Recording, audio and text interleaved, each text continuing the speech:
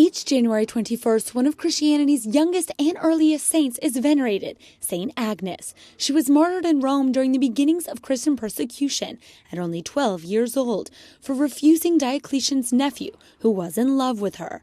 She kept her virginity and faith in God through it all and had miracles surrounding her before she died. Her hair grew during her martyrdom, which covered her body. Then, when she was thrown into a fire to die, as a result of her prayers, the flames went out. These are the two main miracles noted.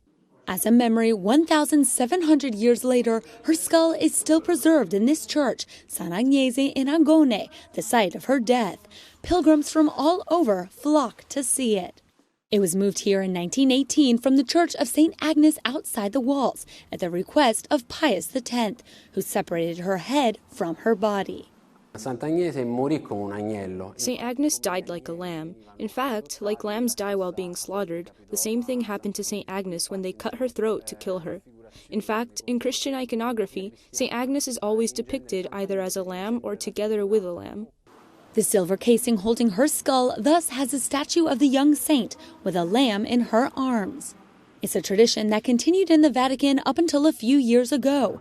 The Pope would bless lambs, whose wool was used to make the pallium stoles for the new metropolitan archbishops.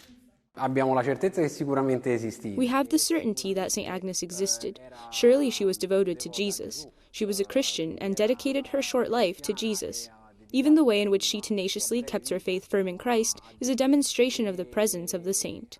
Her memory still lives on each time Mass is celebrated. She's one of the few women saints mentioned by the priest right after the consecration, the most important part of the Catholic Mass.